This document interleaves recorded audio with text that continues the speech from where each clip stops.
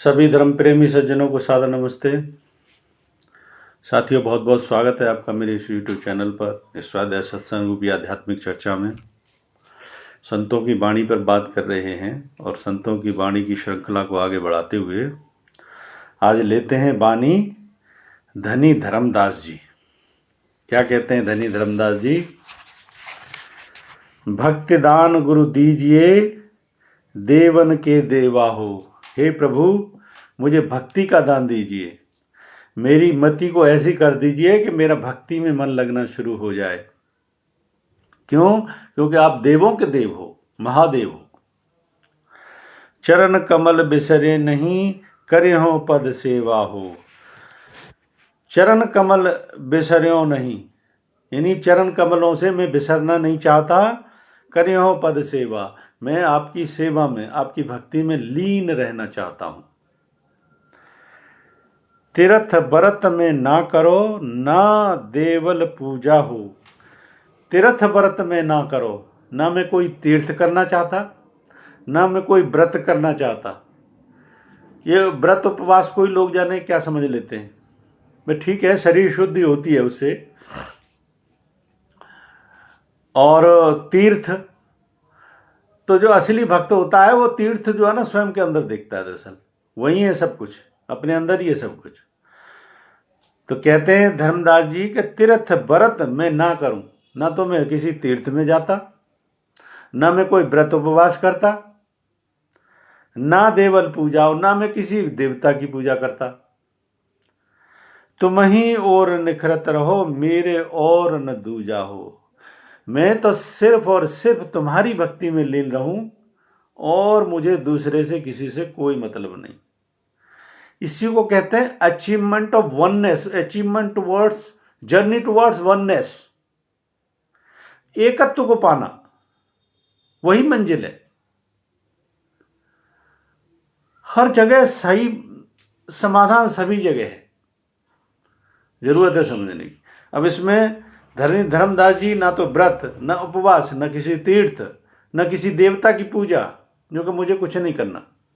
मुझे तो सिर्फ आपकी भक्ति में लीन रहना है, मुझे तो सिर्फ आपकी सेवा करनी है, आपकी भक्ति में लीन रहना है। क्यों? क्योंकि मैं किसी दूसरे को जानता ही नहीं। हो गई वननेस की बात, हो गई अद्वैत की बात। यही है वननेस, यही है अद्वैत की यात्रा, यही है वननेस की यात्रा। अष्ट सिद्धि नौ निधि हैं, बैकुंठ निवास हो। अष्ट सिद्धि नौ निधि हैं। हनुमान जी के पास अष्ट सिद्धि और नौ निधि के दाता है हनुमान जी। बैकुंठ निवास हो, सारे ऐश्वर्य से भरपूर जीवन होता है जिस व्यक्ति पे हनुमान जी की कृपा हो जाए। क्योंकि 8 सिद्धियां ऐसी होती हैं। हनुमान जी के पास यही तो सिद्धि थी, छोटा रूप कर लें, बड़ा रूप कर लें, हवा में विचरण करने लग जाएं, आकाश गमन कर लें, इतना सूक्ष्म रूप बना लें कि बहुत ज्यादा सूक्ष्म, इतना विशाल रूप बना लें पहाड़ जैसा। ये सब हनुमान जी के पास सिद्धि थी। और निधि है ऐश्वर्य। आज की तारीख में 2 योग व्यक्तियों को तो जग जाहिर है, 2 व्यक्तियों के पास, एक तो जो है ना तुम्हारे ये धीरेन्द्र शास्त्री, इनके पास हैं सिद्धियां, क्योंकि उन्होंने बालाजी हनुमान जी का ही तो स्वरूप है, उनकी उपासना की है। तो गोस्वामी तुलसीदास जी क्या लिखते हैं? अष्ट सिद्ध नव निधि के दाता। हनुमान जी में आती है ना ये चौपाई। तो जो उपासना करता है तन्मयता से, ये सत्य बात है कि आ जाती है। लेकिन अच्छा, ये होता क्या है ये भी मैं बता देता हूं। क्या है ये होती क्या है सिद्धि? ये टाइम और विषय परिस्थिति, वो एक जो है ना सीमा के दायरे में हो जाती है। टाइम एंड विषय परिस्थिति वो एक सीमा में बंध जाती है। ये टाइम फ्रेम की वो है सिद्धियां। इसलिए आप देखते होंगे बागेश्वर धाम के जो चमत्कार जो नजर आते हैं कि जिस आदमी को इंगित किया जाता है कि ढूंढ लो, और कितनों को चैलेंज भी किया है, उसी आदमी की पर्ची निकलेगी। तो विषय स्थिति और टाइम फ्रेम, ये दोनों इसमें बंध जाते हैं। मतलब कहने का मतलब है एक तरीके से वो एक जो है ना एक एक फ्रेम आउट स्थिति होती है, और वो उसमें परिवर्तन कोई कर ही नहीं सकता, क्योंकि फिर सिद्धि का मतलब ही नहीं रहेगा। दूसरे व्यक्ति ये तुम्हारे ये जो है ना ये नित्यानंद, जिन्होंने क्या जो कैलासा एक अलग देश ही बना लिया है, उनके पास है ये। और कई लोग हुए हैं पिछले जिनके बारे में चर्चा है, लेकिन इनका जो दुरुपयोग करता है तो फिर उसकी गति भी बहुत बुरी होती है। अच्छा, दूसरी बात, ये मंजिल नहीं है, क्योंकि ये उपलब्धि जड़ता की है। अगर वननेस की यात्रा इतनी आसान नहीं है, वननेस को समझना, अद्वैत भाव को समझना इतना आसान नहीं है। ये सब अधूरापन है, ये मंजिल है ही नहीं। तो इसको समझने की आवश्यकता है। अष्ट सिद्ध नौ निध्य है, बैकुंठ निवास हो। जो कि बैकुंठ का निवास मुझे दे दो, मुझे नहीं चाहिए। क्या चाहिए? सो मैं ना कछु मांग हूं, मेरे समर्थ दाता हो। मुझे ये कुछ भी नहीं चाहिए, और ये सत्य बात है। अच्छा, जिसकी यात्रा होती है वननेस की, अद्वैत की, उसको ये मिलती भी नहीं है। आकर्षित बहुत होती हैं बीच में, अवस्थाएं ऐसी बनने की तमाम प्रयास होते हैं, लेकिन जिसकी ईश्वर ने पकड़ ऐसी मजबूत बनाई होती है, ये कहीं काम नहीं करती। कोई लाख प्रयास कर ले, जिसकी मंजिल अद्वैत की हो गई, उस पर ये काम नहीं कर सकती। क्यों? क्योंकि उसको सर्वोपरि परमपिता परमात्मा जो सर्वोपरि है, उसने पकड़ा होता है। तो कोई देना चाहे न तो उसका शैली कार्य करेगी, और भक्त एक बार को खुद प्रयास करे कि ये चीज हो जाए, मिल जाए, क्योंकि स्थितियों से ऐसी से गुजरना पड़ता है तो भी नहीं मिलेगी। अब भक्ति का रस देख लो, धर्मदास जी तो खुद ही कह रहे हैं इस बात को कि मेरे को ये चाहिए ही नहीं। ये है भक्ति का मजा, मुझे ये सब कुछ चाहिए नहीं।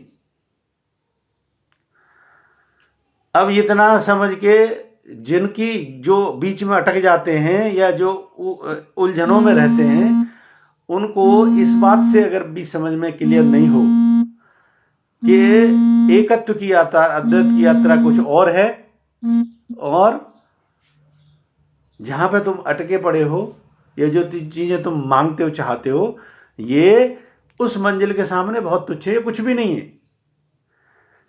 ये जड़ता की यात्रा है, ये जड़ता की है, ये चमत्कार है, और इससे ज्यादा कुछ भी नहीं।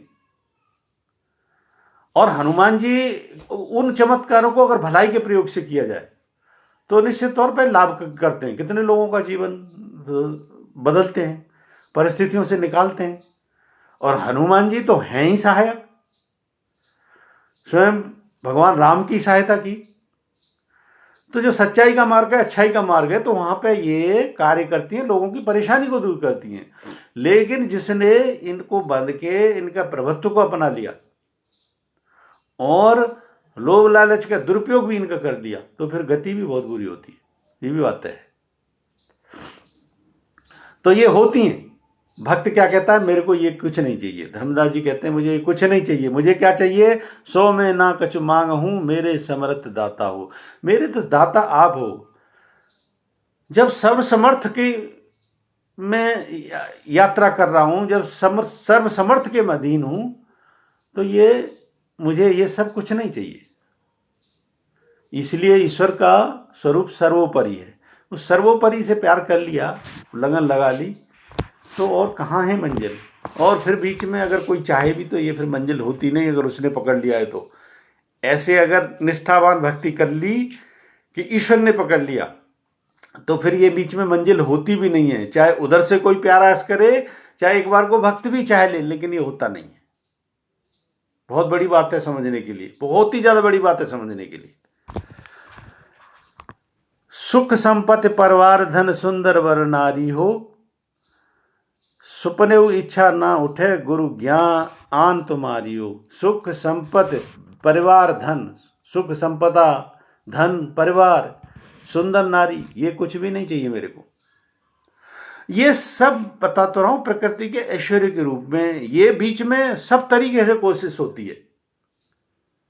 जो इसके लायक भक्त होता है, और भक्त तो लायक ही होते हैं अक्सर, तो ये इस प्रकार के सब तरफ से प्रयास होते हैं, लेकिन ये बीच में परिस्थितियों का मटेरियलाइजेशन होता नहीं है। ये मेरे स्वयं के भी अनुभव है। तो सुख संपत्ति परिवार धन सुंदर वर नारी हो, सपने इच्छा ना उठे गुरु आन तुम्हारी हो। हे प्रभु, मेरी ये सपने में भी इच्छा नहीं उठती। क्यों? क्योंकि मुझे तो सिर्फ आपकी भक्ति में आनंद आता है। धर्मदास की विनती साहिब सुन लीजिए हो, दर्शन देहो पट खोल के आपन कर लीजिए हो। और धर्मदास जी क्या कहते हैं? विनती साहिब सुन लीजो।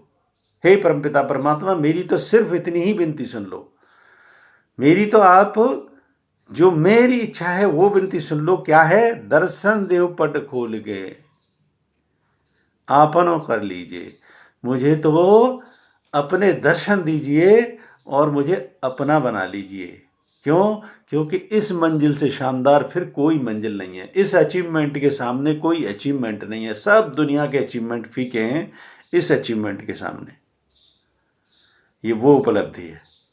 इतनी अच्छी पंक्तियां हैं। एक बार पूरी पंक्तियों को रिपीट कर देता हूँ, समझने के लिए, ज्ञान के लिए और मंजिल के लिए, बढ़ने के लिए।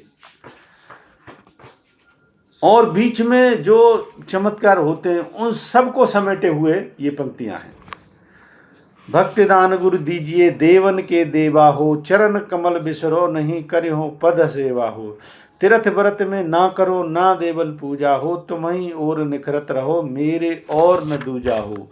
अष्ट सिद्धि नो निधि हैं बैकुंठ निवास हो, सो मैं ना कुछ मांग हूँ मेरे समर्थ दाता हो। सुख संपत्ति परिवार धन सुंदर वर नारी हो, सपने इच्छा ना उठे गुरु आन तुम्हारी हो। धर्मदास की बीनती साहिब सुन लीजिए हो, दर्शन देव पट खोल के आपन कर लीजिए। बहुत ही अच्छी पंक्तियों को आज हमने समझा। मुझे उम्मीद है ये पंक्तियाँ पसंद आई होंगी, और पसंद आई हैं तो मेरे इस वीडियो को लाइक करें, अधिक से अधिक इस वीडियो को शेयर करें। शंका समाधान के लिए कोई प्रश्न है तो कमेंट बॉक्स में लिखें। बने रहें मेरे साथ। बने रहने के लिए बहुत बहुत धन्यवाद। इत्योम सम नमस्ते।